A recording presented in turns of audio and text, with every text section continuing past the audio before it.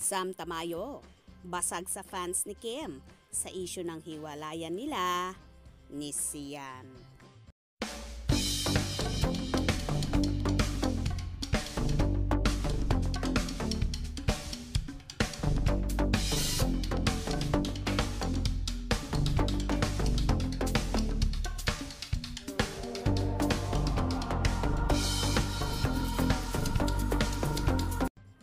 Nanggagalaiti ang mga supporters ni Kim Chiu matapos tila palabasin umano ng kaibigan ni Sian Lim na ang aktres ang may kasalanan sa paghihiwalay ng dalawa.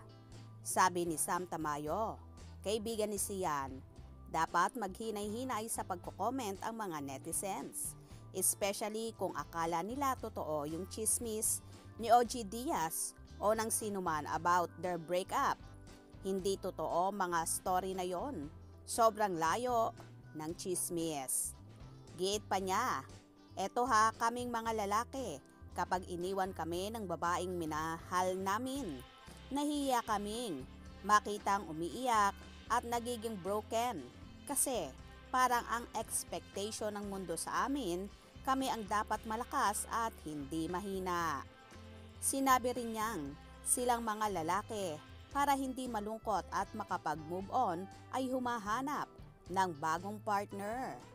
Kaya dapat pabayaan daw si Sian na makapag-move on dahil in the first place ay si Kim Chiu naman daw ang nakipag-break at unang nakapag-move on.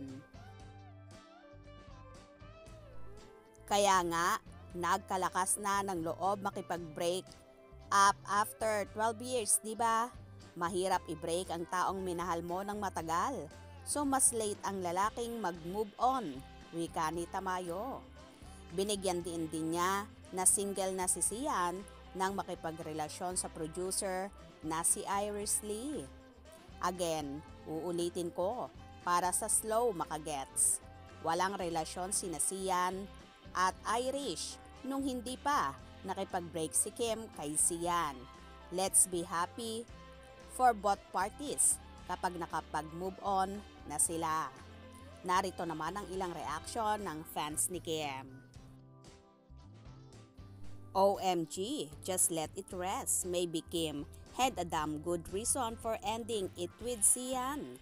We'll never know and it's nobody business. TBH.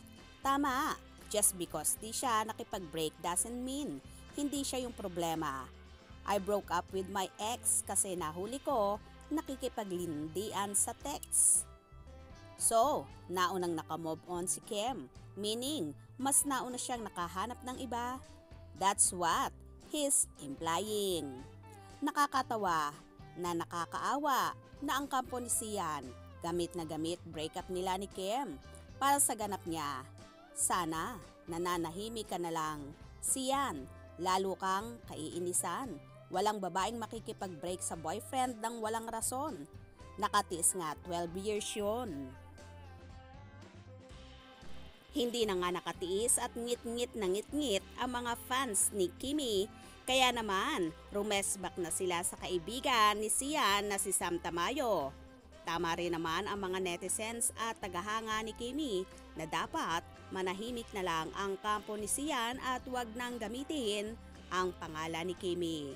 Total naman may bago na siyang girlfriend kaya move on na lang. Hope you enjoyed. Please subscribe for more info.